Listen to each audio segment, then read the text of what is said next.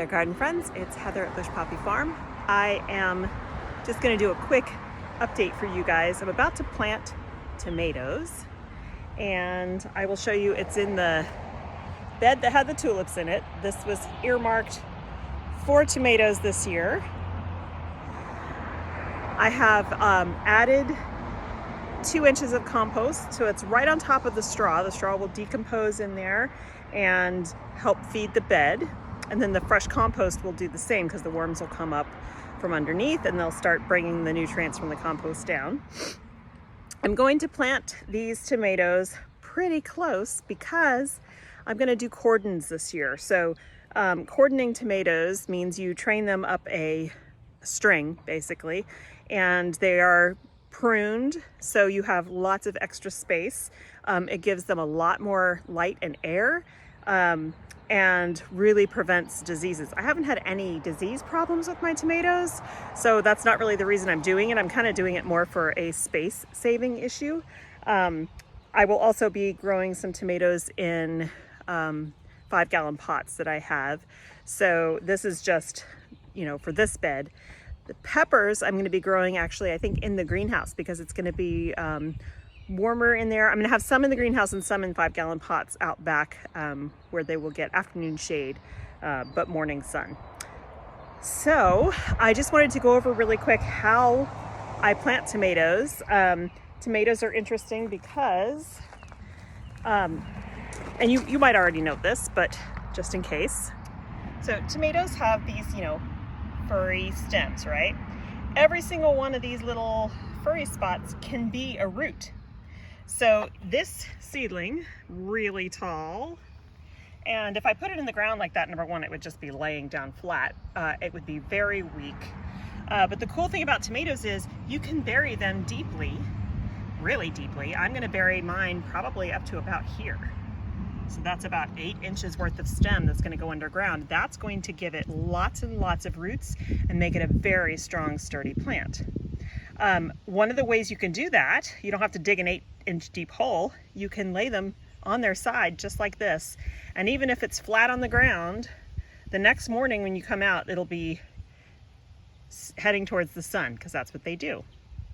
So let me do this. I'm going to do it with one hand because I don't have my tripod out here today. I'm going to use a hoary knife to just kind of open up some space here. And I have my tag because each row here is a different variety and I want to make sure that I keep track. But look at all these healthy roots here. So those are going to go on this end. And bury that like that. And then I'm going to take these leaves off though so that they don't rot underground. And then I'm going to bury the whole stem. There we go. So I'm going to do all of these tomatoes that same way. Not all of them will go that deep because some of them are shorter, obviously. And then I'm going to rig up the cordon system. Then I will start to train the tomatoes up the cordon. It's really important that you get whatever system you're going to use for putting your tomatoes in the ground, whatever trellis system you're going to use. Oh, and by the way, this is for indeterminate tomatoes, meaning vining tomatoes. If you have a bush variety or a determinate variety, they won't climb up a trellis and you don't really need to trellis them. But most tomatoes that you're going to get are going to be indeterminate varieties. But make sure that you set up whatever system you're going to use, cordon, tomato cage, whatever trellis you're going to use to support your tomatoes or any climbing vegetable or plant that you want to plant. You got to set that up when you plant them so that you don't disturb the roots when you push your trellis system into the ground. Okay, so they're all planted and this is the beginning of the cordon system. So you can do it a number of ways. You can create a frame with 2 poles on either side and a pole across the top and strings running down. Or you can stake each individual tomato and train the tomato up the stakes. Now I'm gonna have to tie them to the stakes because, you know, they're not climbers. They don't have tendrils like peas do. So they're not gonna grab the stakes, but I have very soft stake ties for that. I need to get 3 more poles. As you can see, those 3 need to be staked. But as we go, I'll be pruning these guys so that they stay, not really this size, but that they're not gonna get super huge and wide. So they'll still give each other some space and there'll be plenty of fruit. I have 4 different varieties here. This one is called Moskvich. This was the super tall one, and you can see I buried them really deep, so they're not real tall right now. This is in Rosa. This one is Orange Hat. And this one is Sunrise Bumblebee. I also have Amish paste, but I didn't have room for them here, so those will go in the 5-gallon buckets in the back of the house. While we're out here, I just wanted to show you these peas. They're going crazy.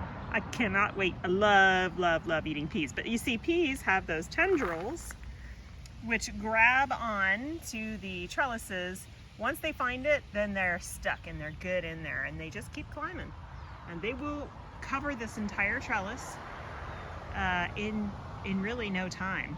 And so all of these places where there are flowers, that one the flower has died, and so there will be a pea pod there. There are 2 varieties on here, and so I think one's a purple variety and one's a green variety. So I'm excited about that. And the potatoes. Looking very good, very healthy, nice and lush.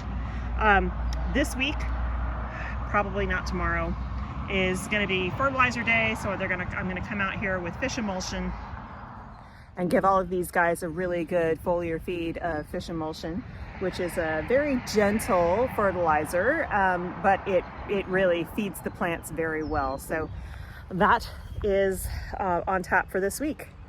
And we're getting closer and closer with the garlic pretty soon. So I have soft neck varieties in here and I have hard neck varieties. And so we will have scapes from some of them. And I can't wait to show you what we do with those. They're super yummy. And then we're getting ready to have a whole bunch of flowers starting to pop. These are agrostemma here. These are about to go, so I'll be able to include those in bouquets next week.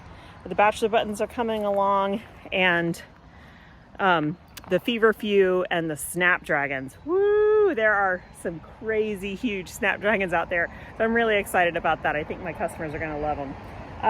The cucumbers and the squash that I planted, they're doing okay. Got a little bit of sunburn, but there's plenty of leaves that didn't get burned, and so they'll be all right. Here, I'll show you what that looks like.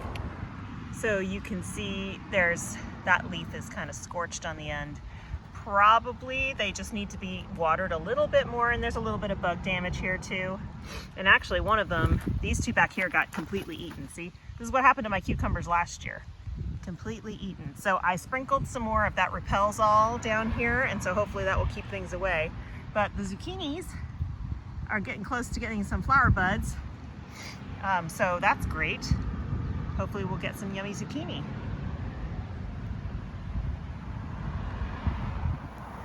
Final step, I turned on the irrigation to make sure that it's working well, and I can see, so these guys are doing fine, and so are those.